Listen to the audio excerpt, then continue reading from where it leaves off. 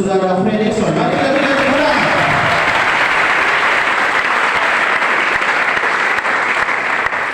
Boleh silakan maju, Pak. Mari kita berikan tepuk tangan sambil kita sambut, Pak.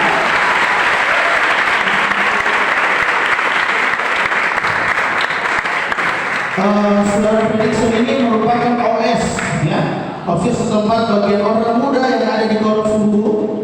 Dia pengurus gerakan pembawa suhu distrik, ya, aktif dalam dunia organisasi di desa dan kecamatan, dan juga seorang guru, juga memiliki akun YouTube dan juga akun FB Pro, ya, seperti itu. Baik, sebentar kita akan coba mengenal lebih dekat dan kira-kira terobosan-terobosan yang dia sudah lakukan ini apakah bisa menjadi inspirasi bagi kita dan bisa kita ikut atau bagaimana, ya. Nah, baik, tamu yang kedua ini juga ini adalah hal yang luar biasa juga. Dia, saya harus lebih lagi menjelaskan tujuan dari generasi mempersiapkan generasi. Ada yang bisa jelaskan 3 poin penting kenapa harus ada namanya generasi mempersiapkan generasi? Silakan. Ada 3 poin penting atau 3 kata kunci dalam generasi mempersiapkan generasi. Apa yang harus perlu dikembangkan? Silakan maju ke depan, nanti kami akan siapkan hadiah. Kira-kira apa 3 hal penting di dalam mempersiapkan generasi? Sering hamba-hamba Tuhan sudah menyampaikan hal itu, dan mereka berdua ini sebenarnya sudah melakukan itu. Mereka sudah mempersiapkan dan mereka sudah sementara memberikan pengembangan. Kira-kira 3 kata kunci dari GMG. Apa semua yang perlu dipersiapkan?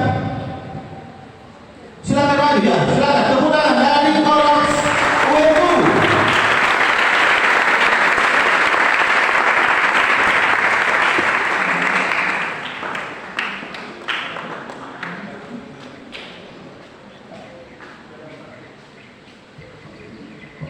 Baik, terima kasih atas kesempatan yang diberikan kepada saya. Yang pertama yaitu membangun rohani jiwa. Fredrickson yang menjadi latar belakang saudara Fredrickson membuat channel YouTube dan FB Pro ini, karena kalau kami melihat bahkan pembangunan Korps Sumbu itu mulai direkam dari pengambilan pasir, ya.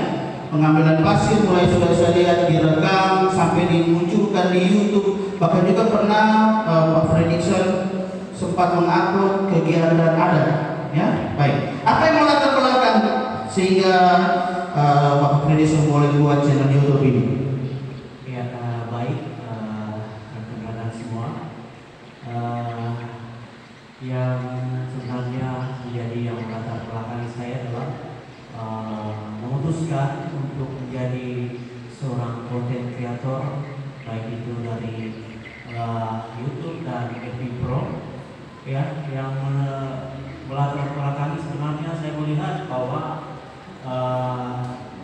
platform ini adalah tempat kita, ya, untuk mengupgrade kita punya kemampuan diri, ya, mengupgrade kita punya kemampuan hobi. Di sini tempatnya kita untuk memaksimalkan lagi, ya, kemampuan kita, ya, sebagai content creator. Kemudian yang kedua, saya melihat bahwa di YouTube dan FB Pro ini di situ ada peluang bagi kita, khususnya generasi milenial bahkan sampai generasi Z ini, ya. Di sini kita berpeluang menjadi pelaku ekonomi kreatif, ya.